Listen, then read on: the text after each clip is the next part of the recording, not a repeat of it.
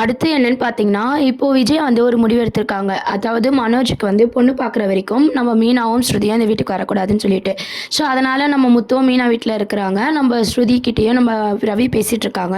வீட்ல இப்ப யாருமே இல்ல. நம்ம விஜயா, அண்ணாமலை, மனோஜ் இவங்க தான் இருக்காங்க. பொண்ணு பார்க்க வரும்போது பார்த்தீங்கன்னா, பொண்ணு எல்லாமே பேசிட்டு போயிடுறாங்க. இவங்க எல்லாருமே போய் பொண்ண பார்க்கும்போதும், மனோஜுக்கு பார்த்தீங்கன்னா பொண்ணெல்லாம் ரொம்ப புடிச்சிருது.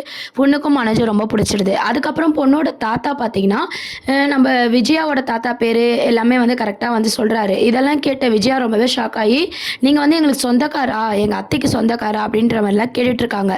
அதுக்கப்புறம் பார்த்தீங்கன்னா, ஆமா. அப்படி மொறப்படி பார்த்தீங்கன்னா, மனோஜ்க்கு வந்து பார்த்தீங்கன்னா, இவ தங்கச்சி மொற வருது அப்படின்ற மாரி சொல்லிர்றாங்க. இத கேட்டு வந்து விஜயா வந்து ரொம்பவே ஷாக் ஆயிடுறாங்க. அப்படியா? அப்படின்னு சொல்லிட்டு, அதனால இந்த சம்மந்தம் வேணான்னு சொல்லி கேன்சல் பண்ணிர்றாங்க. இது ஒரு காமெடியான ஒரு சீன்ஸா வந்து கொண்டு போறாங்க. அதுக்கப்புறம் பார்த்தீங்கன்னா, இதுக்கப்புறம் சிந்தாமணி பொண்ணும் நம்ப சத்யாவும் தான் வந்து லவ் ட்ராக்கும் வந்து அப்கமிங் ப்ரோமோவா கொண்டு வராங்க. ஏன்னா, சிந்தாமணிக்கு தெரியாது, நம்ப மீனாவோட தம்பிய தான் வந்து நம்ம பொண்ணு லவ் பண்றாங்க அப்படின்னு சொல்லிட்டு, யாருக்குமே தெரியாத மாரி மூவ் பண்ணிட்டு இருக்காங்க.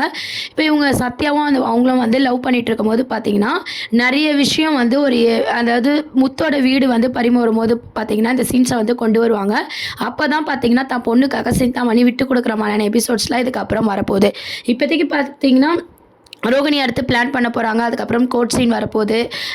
நம்ம விஜயா வந்து இப்போ பொண்ணு பார்க்கறது, இதெல்லாம் வந்து ஒரு ஆதாரமா வந்து ரோகிணி கோர்ட்ல காட்டப் போறாங்க. இது மூலமா பார்த்தீங்கன்னா, விஜயா தான் இது எல்லாத்துக்குமே ஸ்டெப் எடுக்குறாங்க.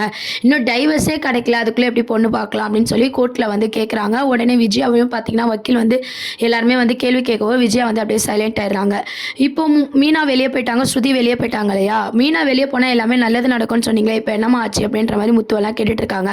அதுக்கப்புறம் மீனா வெளிய போனதுக்கு என்ன காரணம்? இது பின்னாடி யார் இருக்கா? அப்படின்னு சொல்லி இதுக்கப்புறம் முத்து தான் கண்டுபிடிக்க போறாரு. இதெல்லாம் தான் அப்கமிங் ப்ரோமோவா இருக்கு. இத பத்தி உங்க கருத்துக்கள கமெண்ட் செக்ஷன் சொல்லுங்க. சேனல சப்ஸ்கிரைப் பண்ணுங்க. தேங்க்ஸ் ஃபார் வாட்சிங்.